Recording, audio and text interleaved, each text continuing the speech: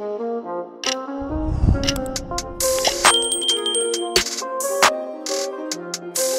right, so today we got a brand new pistol. It's been out for about a year, I think. This Gen 3, this Tisas PX9 Gen 3 Tactical version. So today we're at the property at the Fat Tactical facility, so we're doing this one. This is going to be an unboxing, and then we'll do some first shots, impressions, test the accuracy, and all that good stuff. But we'll go ahead and get into it. It does come in this nice hard case, really nice hard case. It is lockable. I don't know if it meets TSA standards, if there's anything other than just it being a hard case and lockable. But these are what we call budget-friendly pistols. I think with taxes, it was just over $4 bills.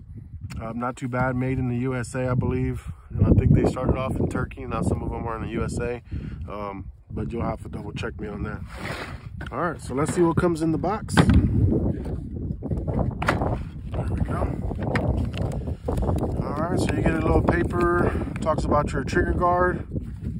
Let's just put that in the back. It's kind of cool. It does come with some cleaning tools here. You got your little deal here to hold some of your patches, your little jig, barrel brush, and then a different header for that or whatever. Clean your barrel, your bore. It does come with I think this is like a little optic plate that goes in between the pistol itself, the slide and the optic. It comes with a spare screw. I'm not sure what this one is for yet. Maybe I'll put a graphic up there once I find out. And then you got, I'm colorblind, but I think these are both orange. What do you think? One's green, one's orange. Okay, well, I'm colorblind. They both look orange to me. Nope, so one's definitely green. So you got some spare fiber optics there. That's pretty cool. And then, of course, your manual behind the padding there. That's just some of the little goodies that come here. Maybe that goes there, I'm not sure. And then you have a trigger lock. Comes with a inside the waistband holster, the speed loader, like most guns come, or outside if you twist it. It does have interchangeable back straps and little palm swells on the side. So I want to say it shows that it's 27 different configurations if you move all these around. But you got small, medium, and larges. So I guess maybe you could have a small on one side, large on this side, or medium. You can totally change that however you want. And then you got 3 back straps, small, medium, and large as well. And I do think there was a spare screw in this as well. Yeah, there's another screw here. I think this is for the Magwell. And it kind of comes with a punch. And it's actually like a little hex key, and it works as a punch for you for the pistol if you're removing the back strap or the Magwell. So that's kind of cool. But of course, if you're working on pistols, we all have our own tools and all that. I like when they give me freebies. I just like using their freebies. We are out at the property, so there's a little bit of wind. Let's take a look. Speed loader. So one thing I did notice, the tag on the pistol, which I think I might cut it off already, it's an 18+1. The mags show 15, but I tested it out, and they do hold 18 with ease. So I'm not sure if that's just something they goofed, or maybe they changed the spring or the base pad on the inside. But both of these mags show the markings for 15, but they are 18+1. All right, so let's get the pistol, the little holster, little minimalist little holster there, just enough to cover the trigger guard. It goes on the rail. That's kind of cool. Let's go ahead and get this box out of the way. Let's talk about this pistol. There's the other mag. We'll talk about that in a second. Make sure everything's clear. All right, so here we go. It's the Tisas PX9 Gen 3 Tactical. So it's like a duty competition, full-size version. It is polymer. Let's go ahead and go from the slide and barrel and work our way down. This is the FDE version, flat dark earth. It does come in black. And I want to say the slide is a code forged steel or something like that. I'll put the graphic up so, on the video you guys can see it. It kind of mimics a little bit of the SIG. I think the SIG has this little cut this way where it kind of indents and or slides that way, or maybe that their cut goes this way, the little groove. Can you see that on camera? It's kind of like a little cut there. And then, so it does have cocking serrations in the front and the back, and they are pretty, the ones in the front I think are deeper than the ones in the back. So I do like that. You can get a good grip on them. Very easy to rack. 2 fingers, I am having to put some pressure. I want to say it's a 13-pound spring that comes in the Tactical. I'll double check and put that graphic up as well. But I do like these cocking serrations here. You can grab from the front or the back, but again, not a very heavy slide. So it's really, really nice. It does have the tactical engraved on the side. And then you got your PX9 Gen 3 Tisas, Knoxville, Tennessee there. And again, this is like that code forge slide. It is optics ready with the RMR footprint. So Trijicon RMR for Holosuns and Trijicons. It does come with that front fiber optic. And then I do believe these are raised. They do look like they're raised suppressor height, or for your optics to co-witness. These are the black rear, which you guys know if you follow the channel. I'm not a big fan of the blacked out rears, but let's see if you can get a good picture of that fiber optic. There it goes there. See if we can get that to zoom in, zoom down, and then focus. It's kind of hard to get it on camera, but in person, it is very bright. That fiber optic is bright. Really, really nice. The barrel is 5.1 inches. It is threaded. It's a 1/2 by 28 pitch normal. So that is kind of cool if you want to add your silencers or a comp to that. Really, really nice. It says it does have a loaded indicator. This is a cocking indicator. There is a loaded indicator. Let me try to do one with a snap cap. Let me grab my snap cap really quick and let's see what that looks like. So it has a chambered indicator and then a cocked indicator. And there's a difference. So we got a snap cap going in there. So when it chambers one, it is very hard to see. I can't see the complaint about that. It's a very minimal amount of red that we're not even going to capture on camera. Move your finger. That is supposed to be their indicator to tell you there's a round that's chambered. That is very hard to see. So that is not a good design there. I have seen that have that on the extractor, but it's popped out a little bit more. So that is very, very hard to tell if there's chambered. Now, this one here is if it's racked. So you do have that rack. I'm going to take this snap cap out. I'll show you the difference. So when it's racked, you do have that on the back of the striker there that protrudes, and you can definitely feel it. That just tells you that it's racked. So you can pull the trigger. Once it's not racked, then it's gone. There's no longer any dot protruding. But that doesn't tell you that it's actually loaded with a round. When there's a round in here, it pushes the extractor out. And see how there's no more round, so it's back inside. So this one tells you there's actually a round chamber. This will just tell you if the slide is being cocked. Like that. But no round. So there is a difference between the two. All right. So let's work our way down. We have our slide catch here. To me, these feel like SIG controls. They're a little thicker than normal. Some pistols are really, really flat. This does protrude some a little bit, so you can get a good grip on that and just release it there. It does have some serrations on there as well as the takedown. And because the takedown does protrude some, it does work like a decent little thumb rest where you can feel it. You can kind of see the thickness there on that angle. You see it there? So you can really get there and kind of help press down, hold that recoil a little bit there. So really, really nice controls. You get a little bit of padded stippling, but it's not very, I won't say it's very scratchy or grippy, like skateboard tape. It's more like that rubberized, that, what do they call it, granulated stippling, where it's kind of flat texture and soft. But a good place also, if you have a larger thumb or you have a more forward control, you can also have a place there to feel index where your thumb is at.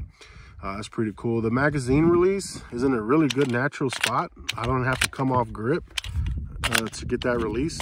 It's kind of flush here. I was worried about that. Some pistols have this flush back end and then it protrudes in the front like this one.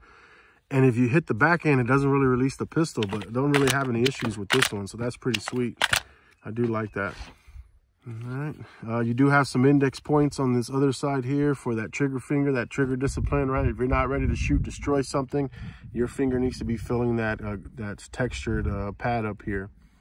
All right, you got your Picatinny rail. There's 4 slots there for your lights and lasers there for all you guys there.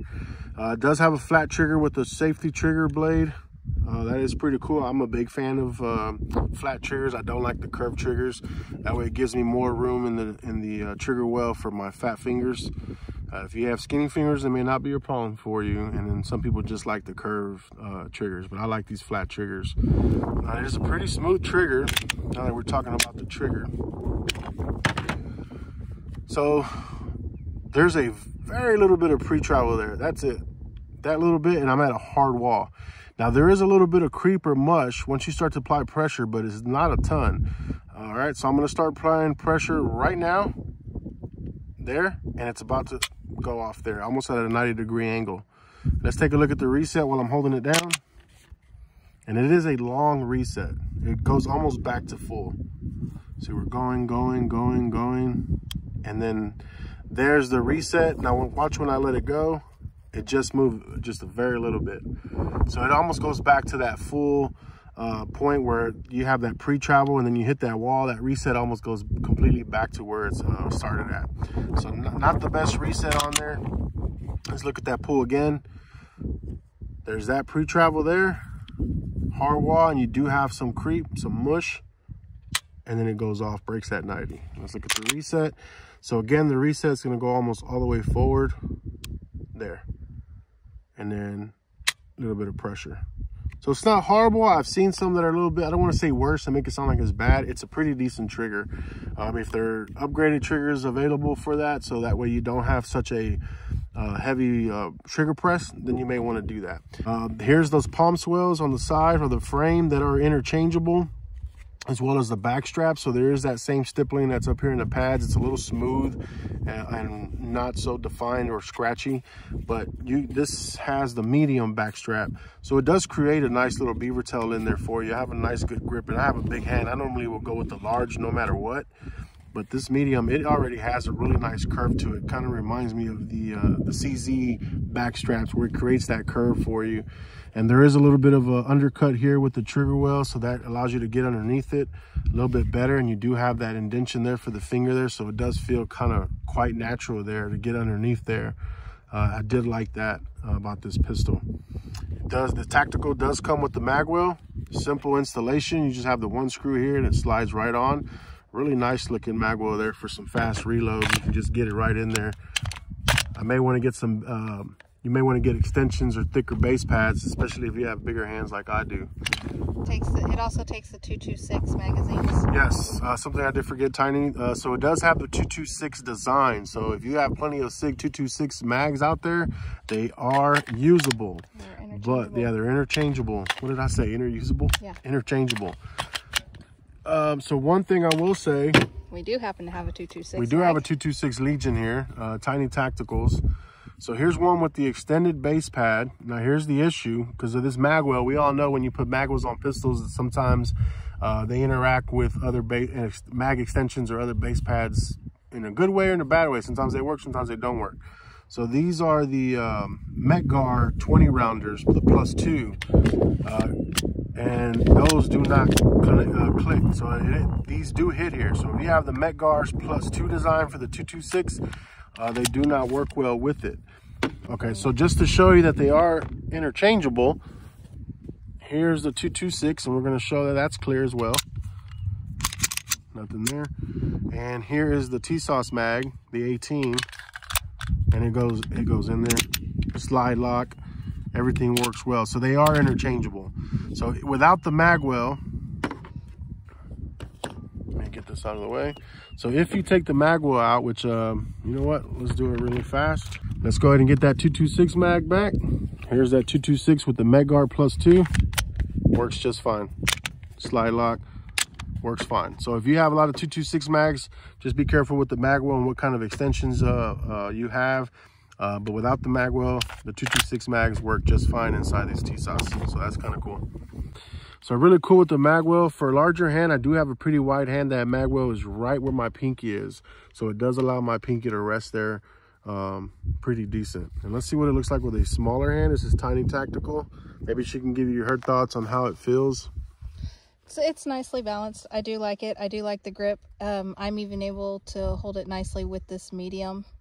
With the medium back strap? Yeah, back strap. I could probably try it with the small. I'd like to see how it feels with the small, but it doesn't feel bad. I still have a nice, good purchase. It's not too big. It's not too small. It's a good fit.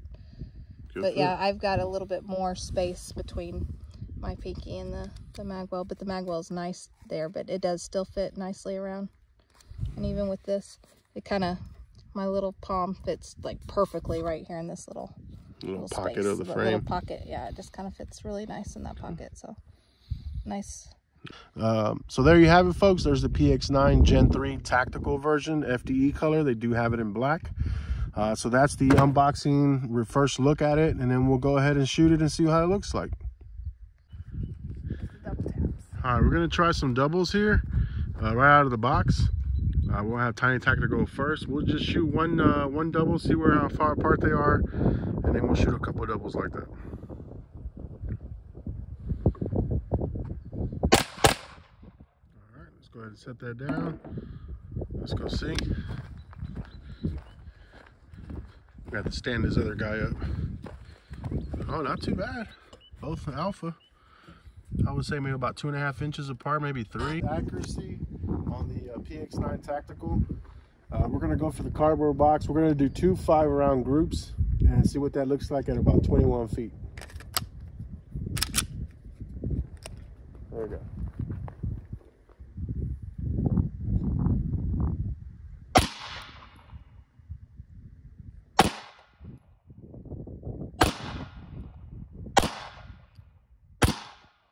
That's 5. Let's take a look.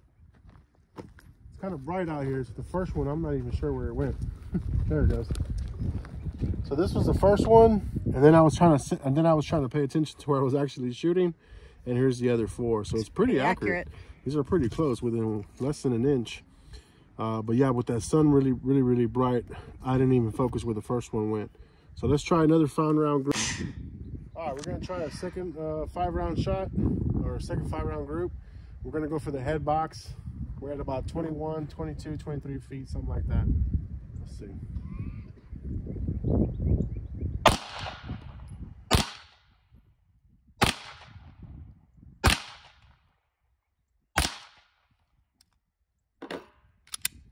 Let's go look. Got good at that. Yeah, been practicing. So here we go right here, not bad. So for about 21 to 23 feet, I want to say these are about 1.5 inches. These are all 1.5 inches. Maybe the furthest, maybe about 2.5 inches. So not bad, all here in the head box I was trying to shoot for. And a pretty soft shooting. The recoil is not bad. For accuracy shots, I'd like to go a little slower, but I felt that it was coming back on its own to where it was, so I didn't see any purpose to kind of wait it out. But if I did, I could probably tighten this up just a little bit, but you guys can see it's a pretty accurate pistol so far.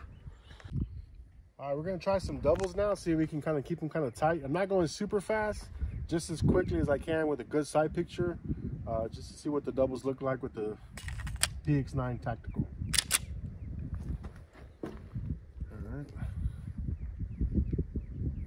We're going to aim for the center of the alpha box there. Let's take a look at that first set.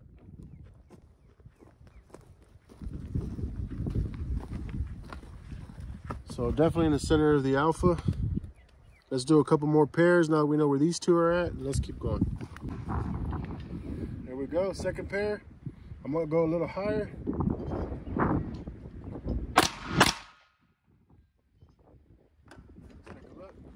It's definitely higher.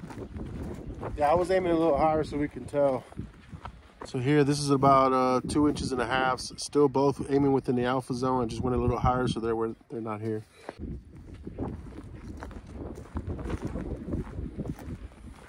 Oh, nice. Pretty nice, all in the A zone. Show off. So with some good training, good practicing, really trying to get tight groups, I think that this pistol, for a $400 pistol, is pretty good. And again, that recoil did not feel bad at all. Easily manageable. This is the first doubles I've shot out with that gun, fresh out of the box, so we can definitely get better with that pistol. But for the price, it is nice. I would say definitely a good full-size possible competition pistol for some of you budget-friendly guys, including myself.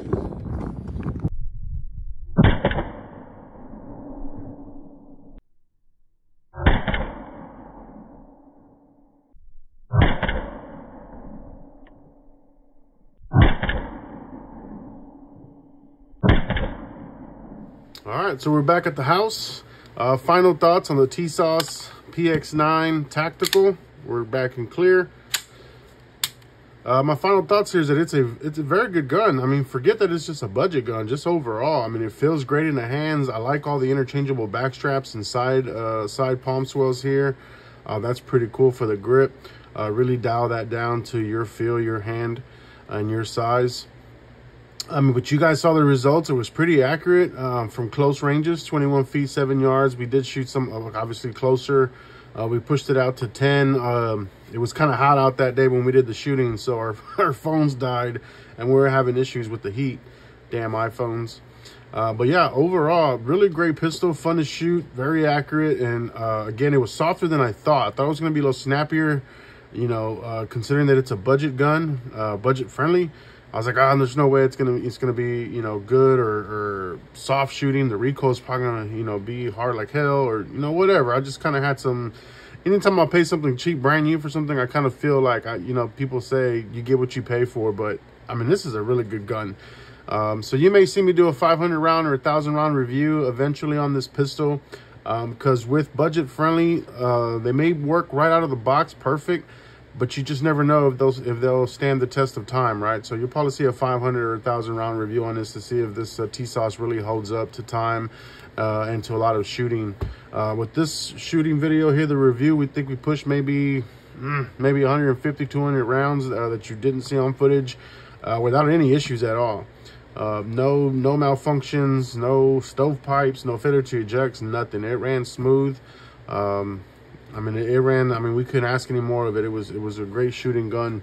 And shout out to the Heart of Texas Outdoors. This is one of their patches out there in Brady, Texas. Great shop. Not only is it a gun shop, they have hunting apparel, hunting gear, hunting equipment, fishing equipment, anything that you can think of for the outdoors. If you're in Central Texas or in Brady, check out the Heart of Outdoors out there. Great deal on this Tisas they gave me. I believe the owner's name was Robert. Talked to him a few times that I've been in there. Really good guy, always up for good conversation, very helpful. So shout out to them, Heart of Texas Outdoors. Thanks again for the deal. As always, comment, feedback, any questions, put it down in the comments, let me know. If you haven't already, subscribe to the channel, and I appreciate you guys for viewing the reviews and checking out the all the videos we put up and short stories and all that good stuff. Appreciate y'all guys.